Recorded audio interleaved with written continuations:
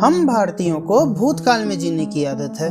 हम काफी अनसाइंटिफिक हैं और किसी भी बात पर यकीन कर लेते हैं। रामायण के प्रति पागलपन हमारी सबसे बड़ी कमजोरी है।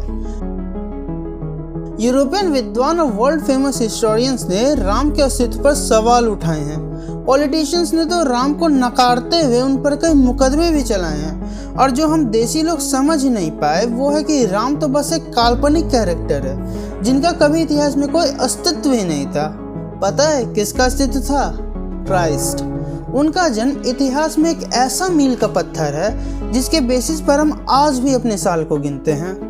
मैथ्यू, मार्क, ल्यूक और जॉन, इन 4 अच्छे लोगों ने क्राइस्ट की सत्यता को सर्टिफाई किया है। अब ये है असली इतिहास। कोई भारतीय तपस्वी द्वारा लिखी गई मनगढ़ंत दंत कथा नहीं, बल्कि एक महान वेस्टर्न स्टोरी। अब जब हम पुनरुत्थानवादी यानी रिवाइवलिस्ट हैं तो क्यों ना इसे और गहराई में जाकर देखा जाए। महर्षि वाल्मीकि हमें बताते हैं कि चैत्र माह के 9वें दिन की दोपहर को जब पुनर्वसु नक्षत्र का आरंभ हुआ और कई दृश्यमान ग्रह उच्च स्थिति में थे, तब राम का जन्म हुआ। मैथ्यू, मार्क, ल्यूक और जॉन को तो ये भी नहीं पता कि कौन से वर्ष, मौसम, महीने या दिन में क्राइस्ट का जन्म हुआ। मैथ्यू जन्म काल को तो बता देता है, पूर्वी आकाश में एक चमकता तारा था। बहुत ही सटीक है ना। राम का जन्म माँ कौशल्या से एक महल में अयोध्या में हुआ। मिथ। क्राइस्ट का जन्म एक अनमैरिड मैरिज से हुआ, शायद किसी गुफा में या किसी नाद में, शायद बेथलेहम में या उसी के नजदीक। हिस्ट्री।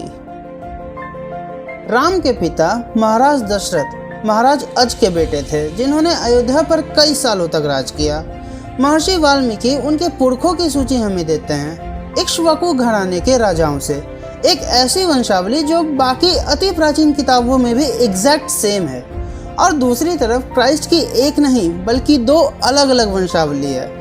मैथ्यू हमें इब्राहिम से जीसस तक 41 जनरेशन्स के बारे में बताता है और ल्यूक तो सीधे भगवान से जीसस तक 59 जनरेशन्स के बारे में बताता है। लेकिन एक सेकंड, एक कारपेंटर की वंशावली आखिर कौन रख रहा था?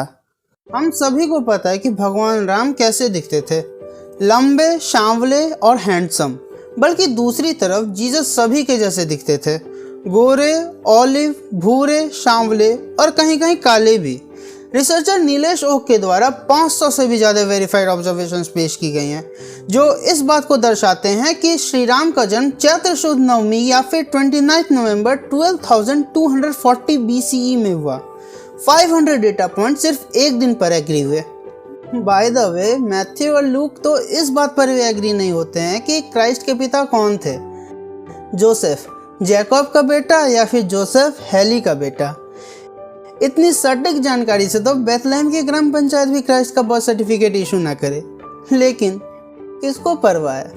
जीसस एक सॉलिड हिस्ट्री है, वो श्री राम है जो कि माइथोलॉजी है। ठीक है बच्चों।